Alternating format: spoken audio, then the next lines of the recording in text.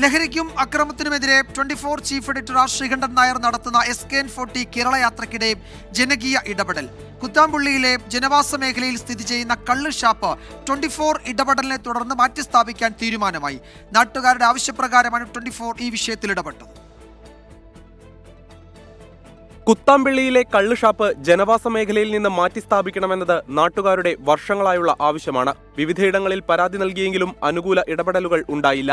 SKN40 Kerala യാത്രക്കിടെ ജനങ്ങൾ വിഷയം അവതരിപ്പിച്ചു. ഇവിടെ ആൾക്കാർ കള്ളും കുടിച്ചിട്ട് ബസ് സ്റ്റാൻഡിൽ കിടക്കുന്നുണ്ട്, ഓരോ സമയം ചാവുണ്ട്.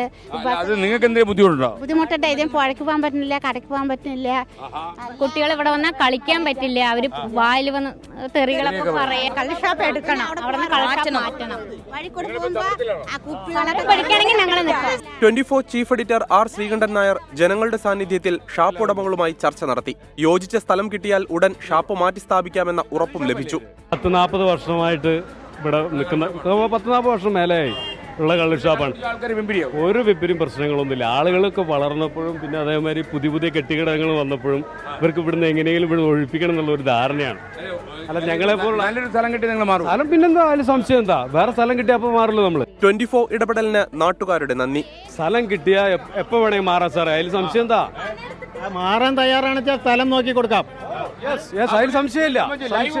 ഓ യെസ്, ഓക്കെ. ഞങ്ങൾ സ്ഥലം കിട്ടും.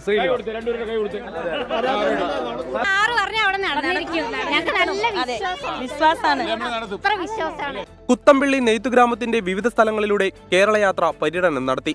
കുത്താമ്പള്ളി ഗ്രാമം തെരഞ്ഞെടുത്ത് വന്നതിൽ ഞങ്ങൾ അഭിമാനിക്കുന്നു. ഞങ്ങൾക്ക് ഇത് ഒരു പ്രോത്സാഹനമാണ്. ഈ കാലഘട്ടത്തിലെ നമ്മുടെ ഈ രാജ്യത്തിന്റെ നിർമ്മിതിയിൽ പങ്കാളികളാവേണ്ട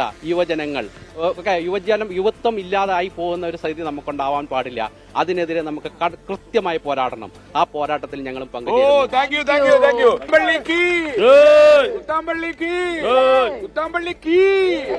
ലഹരിയെ പടിക്ക് പുറത്ത് നിർത്താനുള്ള കഠിന പരിശ്രമത്തിലാണ് ഈ ഗ്രാമം.